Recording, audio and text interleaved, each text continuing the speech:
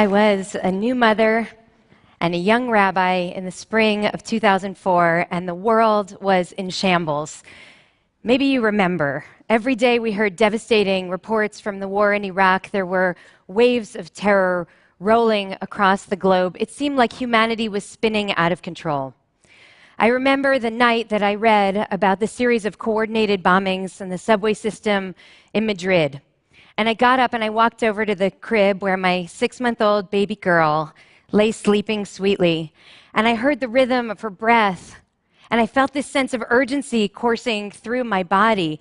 We were living through a time of tectonic shifts in ideologies, in politics, in religion, in populations. Everything felt so precarious. And I remember thinking, my God, what kind of world did we bring this child into?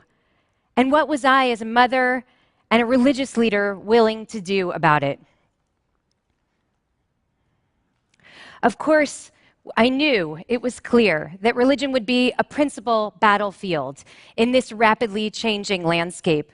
And it was already clear that religion was a significant part of the problem. The question for me was, could religion also be part of the solution?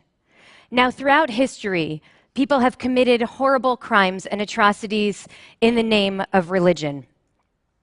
And as we entered the 21st century, it was very clear that religious extremism was once again on the rise.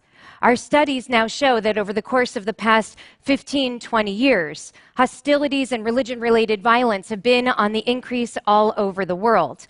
But we don't even need the studies to prove it, because I ask you, how many of us are surprised today when we hear the stories of a bombing or a shooting, when we later find out that the last word that was uttered before the trigger is pulled or the bomb is detonated is the name of God? It barely raises an eyebrow today when we learn that yet another person has decided to show his love of God by taking the lives of God's children. In America, religious extremism looks like a white anti-abortion Christian extremist walking into Planned Parenthood in Colorado Springs and murdering 3 people. It also looks like a couple inspired by the Islamic State walking into an office party in San Bernardino and killing 14.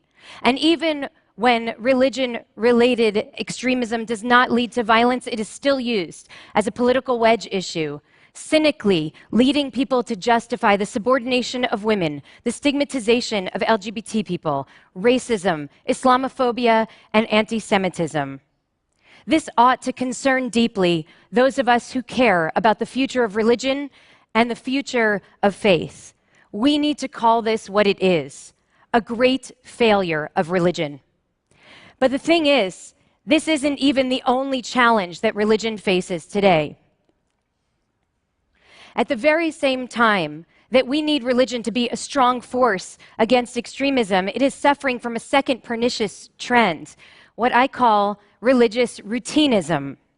This is when our institutions and our leaders are stuck in a paradigm that is rote and perfunctory, devoid of life, devoid of vision, and devoid of soul.